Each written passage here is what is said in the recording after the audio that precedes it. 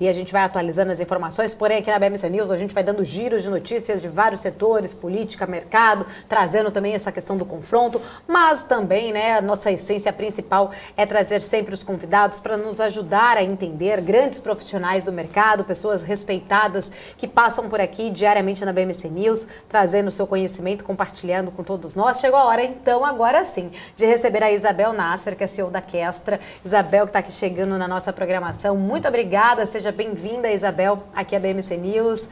Bom dia aí para você. Bom dia. Bom dia, pessoal. Obrigada pelo convite.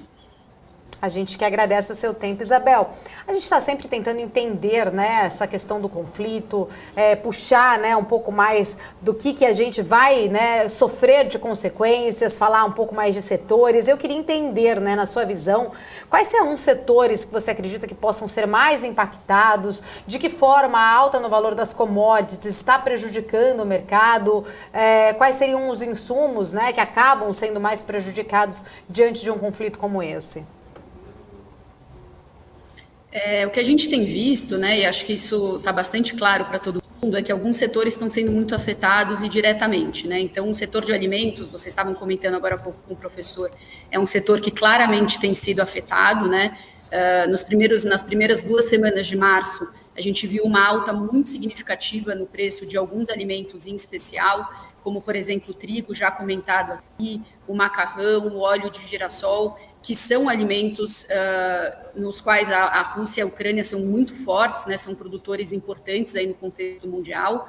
A questão da energia e do combustível também, né, a gente tem visto isso diariamente, né, isso tem um impacto direto em toda a questão da logística, né, seja a logística internacional, mas também a logística nacional. Então, a gente já viu aí, por exemplo, a NTT, né, que é a agência nacional aqui brasileira que comanda e controla os transportes, anunciando um repasse aí no valor do frete mínimo, né, de 11% a 14%, a depender aí do tipo de frete.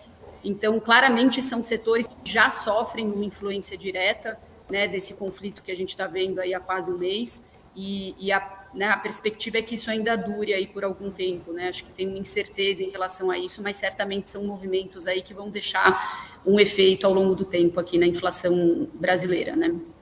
Você falou em questão do frete, né, desse aumento aí do frete. Nós, né, Brasil, acho que é muito importante sempre ressaltar, temos aí uma malha rodoviária, dependemos muito da entrega dos alimentos, dos suprimentos como um todo, através também da malha rodoviária, tem preço de combustível, isso vai impactar o frete, mas eu queria entender como que esses problemas logísticos, eles podem acabar prejudicando, né, essas indústrias nacionais que acabam exportando o seu produto, né, preocupação grande também na nossa exportação, para nossa balança comercial, pensando já numa recuperação econômica, a gente precisa ter aí, né, uma balança comercial favorável para a gente, e a gente sabe que isso acaba impactando bastante, mas eu queria entender aí a sua visão como profissional exatamente dessas consequências que a gente pode acabar enfrentando ainda, Isabel.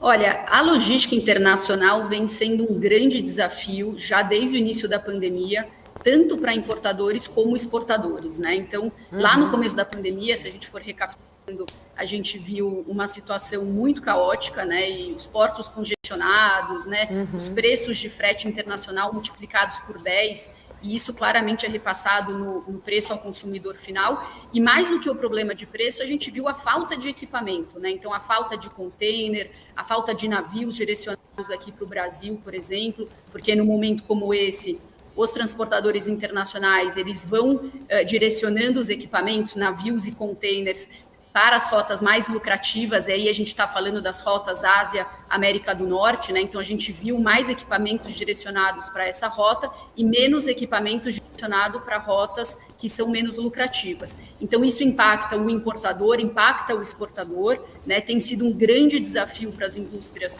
correrem atrás dessas negociações, correrem atrás de equipamento, ter a garantia que eles vão chegar com a mercadoria no porto e vão ter equipamento para embarcar, né? Quero lembrar aqui que 90% das mercadorias que são importadas e exportadas no mundo transitam através do transporte marítimo. Então, qualquer tipo de ruptura no transporte marítimo representa um grande problema para as cadeias de abastecimento, e a gente vai ver em 2022 ainda bastante turbulento nesse sentido. Quando a gente pensa na pauta de exportação, a gente precisa garantir os navios, né, e os containers aqui para o Brasil, também os navios graneleiros, né, para pauta de granel, né, e de commodities, e as empresas estão atuando muito forte para conseguir essas negociações e essas garantias. Então, certamente vai ser um ano aí bastante desafiador. Isabel, a gente tem mostrado bastante aqui os impactos desta crise, né, mundial, né, não só pós-Covid, mas também agora com esse conflito entre Rússia e Ucrânia. Eu queria saber quais as formas o mercado está buscando para se adaptar a esse cenário de guerra e sanções. Por quanto tempo devemos sofrer com as consequências do conflito do leste europeu? É difícil precisar quanto tempo, né? Mas isso certamente vai ter um efeito. A gente vê alguns especialistas falando que pelo menos 4 ou 6 meses. Agora, eu acho que o maior problema é que essa crise logística e até de abastecimento que é gerada pela guerra e na esteira de outros problemas, né? Então, essa crise causada pela guerra, ela chega para agravar um cenário que já era muito complexo, que é o cenário de Covid, né? E a gente vê nesses últimos dias, últimas semanas, a China tomando atitudes bastante drásticas, né? Como o fechamento de algumas cidades, como Shenzhen. E agora, hoje reabriu, né? A gente viu essas notícias de Shenzhen voltando aí a funcionar, mas ainda tudo muito incipiente, e a própria crise da pandemia. Então, quando a gente soma esses 3 fatores aí na mesma panela, vamos dizer assim, né? A gente tem a crise que foi causada pela pandemia, a crise na logística internacional causada pela pandemia. Esse novo surto de Covid, todo mundo olhando para a China, entendendo como é que o país vai se posicionar e como os números vão avançar. E aí, lembrando que a China tem 7 dos 10 maiores portos do mundo, né? Então, realmente, o holofote está lá na China.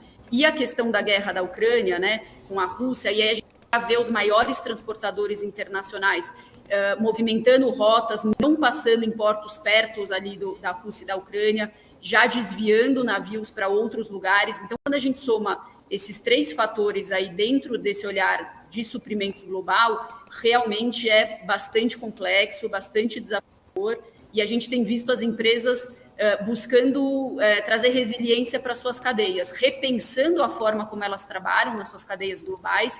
Isso não é um processo simples, não é um processo que as empresas conseguem fazer de uma hora para outra. A gente tem hoje cadeias bastante complexas, né? Cadeias de suprimentos extremamente capilares, né? Então, isso leva um processo para as empresas redesenharem, leva um tempo, mas certamente a gente vai ver novos processos daqui pela frente. Um exemplo disso são empresas tentando trazer as suas produções mais próximas dos seus centros consumidores para tentar reduzir o impacto da logística, preço e na disponibilidade do seu produto. De novo, não é um processo extremamente rápido, mas é um processo que a gente deve ver aí para os próximos anos.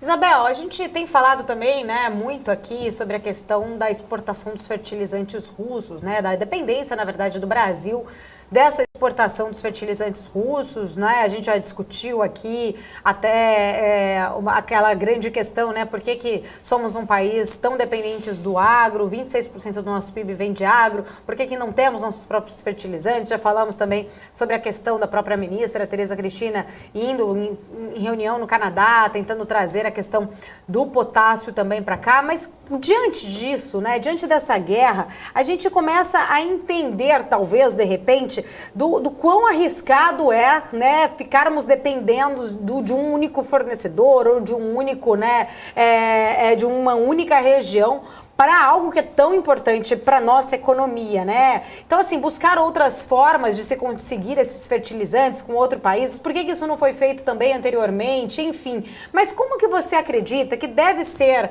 essa reorganização do comércio internacional, né? Será que o Brasil precisa começar a pensar ali no seu comércio internacional? A gente está vendo até a própria Alemanha, as consequências da Alemanha ser unicamente dependente ali do gás da Rússia. Então, assim, ser realmente, né, dependente de um único fornecedor, pode ser que o preço seja o melhor, pode ser que a parte comercial seja boa, mas e os riscos disso? Será que a política de um comércio internacional, ela não precisa ser revista? Talvez isso não venha nos mostrar o quão frágil a gente fica diante de uma situação como essa?